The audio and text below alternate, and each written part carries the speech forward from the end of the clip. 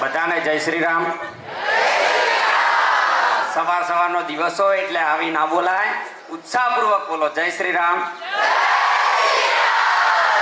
આપણા પુરુષાર્થ ની અંદર તમામ મંચસ્વ મહાનુભાવો તેમજ અહીંયા આજે જોઈએ તો મારો 5મો દિવસ છે અને 5મા દિવસની અંદર જે મને સ્ટેજ ઉપર બોલવાની તક મળી તે બદલ આપણા પુરુષાર્થના તમામ સ્ટાફ મિત્રોનો આભાર માનું છું.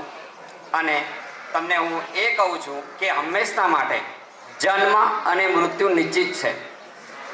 જન્મ અને મૃત્યુ નિશ્ચિત છે, પણ એના વચ્ચે તમામ પ્રયત્નો કરવાથી એની અંદર જોડાયેલી સફળતા ચોક્કસ મળતી હોય છે. એટલે મિત્રો, કોઈ જગ્યાએ થોડી પણ પાની પાછી કર્યા વગર મહેનત કરજો અને મહેનત કરી અને તમે આગળ જશો તો ચોક્કસ તમારું ધારેલું પરિણામ તમને 100% મળવાનું છે. એટલા માટે કે મારા અનુભવ પરથી હું કહું છું કે જન્મ અને મૃત્યુ નિશ્ચિત છે અને જે જગ્યાએ જે લખેલું છે નિશ્ચિત છે. કારણ કે મેં કોઈ દિવસ એવું સપનામાં પણ નહોતું વિચાર્યું કે હું પુરુષાર્થ સંકુલની અંદર જઈશ, પણ સમય એવો આવ્યો કે એના સંજોગે કંઈક થોડું અહીંયા તમારું હોસ્ટેલનું જમવાનું મારું લખ્યું હશે એટલે એના આધારે અહીંયા હું આવ્યો છું.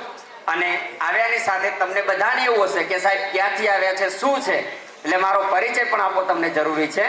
તો આપણું જે ઉત્તર ગુજરાતનું ગામ છે અને એમાં બનાસકાંઠા જિલ્લાનું જે કાંકરેજ ગામ છે, અને કાંકરેજ ગામ છે એની અંદર કદાચ તમે ગાય વિશે સાંભળ્યું છે કે જ્યારે ગાયો છે એની અલગ અલગ ઓલાદો આવે છે, એમાં જે કાંકરેજી ગાય છે એના ઉપરથી અમારું કાંકરેજ ગામ પ્રખ્યાત છે.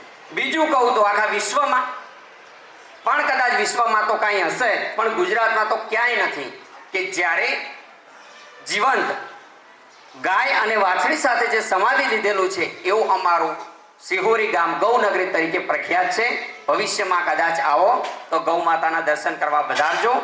બસ, અને છેલ્લે અંતે એટલું જ કહીશ કે ખૂબ જ મહેનત કરો. સમય ટૂંકો છે, માત્ર ને માત્ર હવે 2 દિવસ બાકી છે. સોમવારથી પરીક્ષા શરૂ થાય છે, તો હવે માત્ર ને માત્ર હાર્ડવર્કને છોડી મૂકો અને સ્માર્ટ વર્ક ચાલુ રાખો. અસ્તુ.